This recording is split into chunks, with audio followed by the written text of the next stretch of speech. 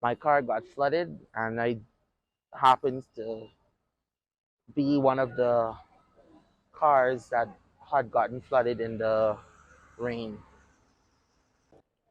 I was waiting like 2 hours before fire services and the emergency fire, everybody, the first responders to respond.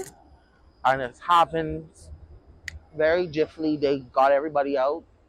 Not everybody, but I got out. They took me out. They rescued me because I was in the flooded area part two, my car. So I got out and everything. So I'm good.